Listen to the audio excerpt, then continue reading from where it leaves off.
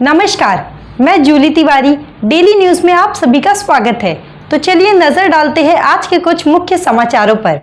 31 घरों को तोड़ने की कार्रवाई के विरोध में एकता नगर के रहवासियों का आमरण उपोषण शुरू। उल्लासनगर महानगर पालिका के खिलाफ बुलंद हुई आवाज। उल्लासनगर के एकता नगर क्षेत्र में प्राचीन शिव मंदिर सुशोभीकरण परियोजना के अंतर्गत 31 घरों को बिना पुनर्वसन तोड़ने की कार्रवाई के विरोध में एकता नगर रहवासी संघ के नेतृत्व में आमरण उपोषण आंदोलन शुरू हो गया है। शनिवार 7 मार्च को एकता नगर शिवसेना शाखा के पास उल्लासनगर 5 में स्थानीय रहवासी एकत्र होकर अपने हक और अधिकार की लड़ाई के लिए शांतिपूर्ण आंदोलन कर रहे हैं। रहवासियों का कहना है कि बिना किसी वैकल्पिक व्यवस्था और पुनर्वसन के घरों को तोड़ने का निर्णय पूरी तरह अन्यायपूर्ण है। इसीलिए प्रशासन के इस फैसले के खिलाफ उन्होंने आमरण उपोषण का रास्ता अपनाया है। स्थानीय नागरिकों का कहना है कि यह आंदोलन केवल 31 घरों का मुद्दा नहीं है, बल्कि आम नागरिक के अधिकार और सम्मान की लड़ाई भी है। रहवासी संघ के पदाधिकारियों ने स्पष्ट किया कि जब तक प्रशासन प्रभावित परिवारों के लिए उचित पुनर्वसन की व्यवस्था नहीं करता, तब तक यह आंदोलन जारी रहेगा।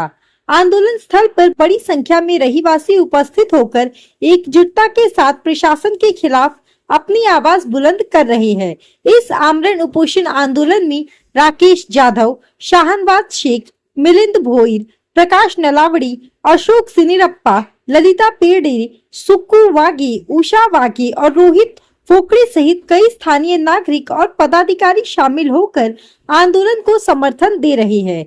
आंदोलनकारियों ने एक स्वर में कहा कि एकता नगर के रहवासी अपने हक के लिए एकजुट है और एकता की जीत जरूर होगी।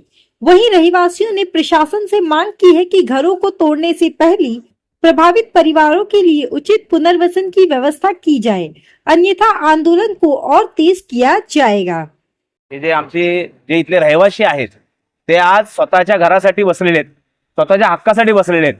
आजपर्यंत आलेल्या प्रत्येक पंतप्रधानांनी एकच सांगितलेले आहे की या देशातून आम्ही गरिबी हटवणार आहोत, पण आज खरं म्हणजे असं दिसतंय की गरिबी नाही तर गरीब हटवायला घेतलेले आहेत।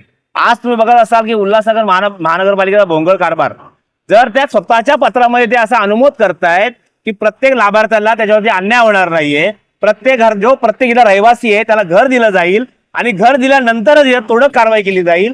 आणि आज जर का अचानक ते सांगतात की आम्ही तुमची घरं तोडणार आहोत, या लोकांचा कोणत्याही चांगल्या प्रकल्पाला विरोध नाहीये।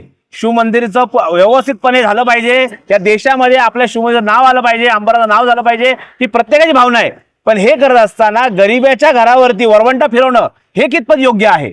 आज आपल्या येथील आमदार असतील, खासदार असतील, अनेक मंत्री असतील, जे आज अधिवेशन चालले आहे, या अधिवेशनामध्ये एकालाही असा मुद्दा घेऊशी वाटला नाही की या एकता नगर रहिवासी जे आहेत 30 असो घरं या 3 असो साहेब, प्रत्येकाला घर बांधत असताना जी परिस्थिती असते ना, तो सामान्य माणूस ओळखू शकतो। आणि आज त्यांचं घर तोडलं जातंय, मग त्यासाठी ते उपोषण करणार नाहीत, कारण पोलीस स्टेशन त्यांना मदत करत नाहीये, नगरपालिका मदत करत नाहीये, जाणार कोणाकडे ते? मग त्यासाठी स्वतःच्या हक्कासाठी स्वतः भांडत आहेत ते। आज किती घरं आहेत दादा इकडे आणि काय आपली टोटल 33 घरं आहेत आणि 33 घरामध्ये म्हणजे 33 कुटुंब, 33 कुटुंबाचं म्हणजे माणसं किती झाली साहेब? हा विचार प्रत्येकाने करायला पाहिजे ना। ही नोटीस तुम्हाला कधी आली आणि काय बोलले नोटीस मध्ये? आता बघा, नोटीस तर काय किती वेळा, महिन्यातून किती वेळा आली नोटीस आजपर्यंत?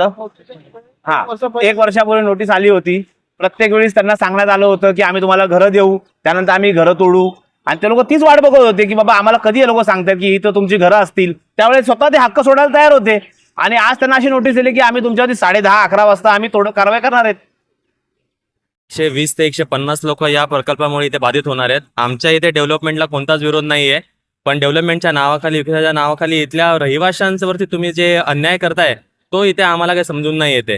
कारण जवळपास गेले 4 ते 5 पिढ्या ही लोक इथे राहतात, त्यांचा हातावरचं पोट आहे, कोणी घराचं काम करतं, कोणी मोलकरी नाही, कोणी काय करतं। तुम्ही त्या अशा गरीब लोकांची घरं त्यांना विस्थापित करून तुम्हाला कोणता विकास करायचा आहे? आमची इच्छा आहे की शिवमंदिरचं नाव व्हावं, सगळ्या गोष्टी व्हाव्यात, पण फक्त मंदिराच्या नावाखाली जर तुम्ही या गोरगरिबांना जर फक्त जर तुम्ही त्रास देणार असाल तर हे योग्य नाही। आणि हा स्पष्टपणे भोंगळ कारभार आहे। आणि खासदार साहेबांसोबत आणि तसेच माननीय शिंदे साहेब यांच्या PA सोबत पण इथल्या रहिवाशांनी संपर्क वगैरे साधला. त्यांनी आश्वासने दिले होते. त्यांनी 2-3 वेळेस तोडक कारवाई पुढे पण ढकलली. तरी पण इथले जे मुजोर अधिकारी आहेत ते कोणालाही न जुमानता डायरेक्ट यांच्या घरावरती वरवंटा फिरवण्याची भाषा करत आहेत. आणि आम्ही 2 ते 3 वेळेस CO साहेब, आयुक्त मॅडम या सगळ्यांना भेटून सुद्धा ते लोक त्यांच्याच आश्वासनानं जे आम्हाला हे पत्र दिलंय त्या पत्राचं सुद्धा ते लोक स्वतः पालन करत नाहीयेत. जर स्वतः दिलेला शब्द तर ते स्वतः अधिकारी सुद्धा पाळत नसतील तर आम्ही भरोसा ठेवायचा कोणावरती? आम्हाला जर सरकारच नाही, सरकार आम्ही आमचा मायबाप बोलतो. जर मायबापच जर अशा पोरांना जर असं वाऱ्यावर सोडत असतील तर अशा मायबापांना आम्ही काय म्हणून आम्ही त्यांना वोट करायचं? 15 वर्षापासून आम्ही लोक इथे वोटिंगचा आम्हाला सगळ्यांना इथे अधिकार आहे, आम्ही तो बजावतो. फक्त वोट घ्यायचे आणि बाकी नंतर मग लोकांना वाऱ्यावर सोडून द्यायचं. तो एवढे असते हलगर्जीपणा जर इथे जर नेते असतील तर आम्हाला न्याय कोण देणार? आम्ही कोणावरती विश्वास ठेवायचा? गेल्या 26 तारखेला उल्हासनगर महानगरपालिका आमच्यावरती तोडक कारवाई करण्यासाठी आली होती. तर त्याच्या आधी आणि त्याच्यानंतरही त्याच्या आधी श्रीकांत शिंदे साहेब खासदार यांनी आम्हाला बोलवून घेतलं होतं व बोलले होते की तुमचं आधी आम्ही पुनर्वसन करू, त्यानंतर तुमच्या घरावर कारवाई करू. आणि 26 तारखेच्या दिवशी आम्ही स्वतः पूर्ण नागरिक एकतानगरचे रहिवासी आम्ही एकनाथ शिंदे साहेब यांच्या राहत्या घरी गेलो होतो. त्यांच्याशी आमची भेट झाली नाही, त्यांच्या PAशी भेट झाली. त्यांच्या PAनी अंबरनाथ नगरपालिकेचे मुख्याधिकारी आणि उल्हासनगर महानगरपालिकेचे आयुक्त दोघांशीही फोनवर संपर्क साधला. त्यावेळेस हे प्रकरण टळलं गेलं. तरी देखील आम्हाला एक लेटर देण्यात आला की तुमचं आधी पुनर्वसन करू. त्यांनी स्वतः लिहिलेलं ह्याच्यामध्ये तुमचं आधी पुनर्वसन होईल, त्यानंतर घरं तोडण्यात येतील. आणि आता अंबरनाथ नगरपालिका अशी बोलतीये की तुम्हाला आम्ही पुनर्वसन करू जेव्हा होईल तेव्हा, आणि उल्हासनगर अशी बोलती की तुमचा प्रोजेक्ट हा अंबरनाथचा आहे, ते तुमचं पुनर्वसन करणार आहे, त्यासाठी तुम्ही आता हे घरं खाली करून टाका.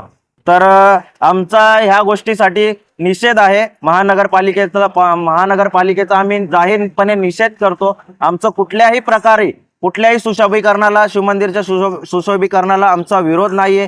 शिवमंदिर हा आमची ओळख आहे, स्थानिकांची ओळख आहे, हा आमच्या आस्थेचा विषय. पण तुम्ही ह्या सुशोभीकरणाच्या नावाखाली कुठल्याही प्रकारचा गैरप्रकार तर करत नाहीये. मला हा दोन्ही नगरपालिका आणि महानगरपालिकेला प्रश्न आहे.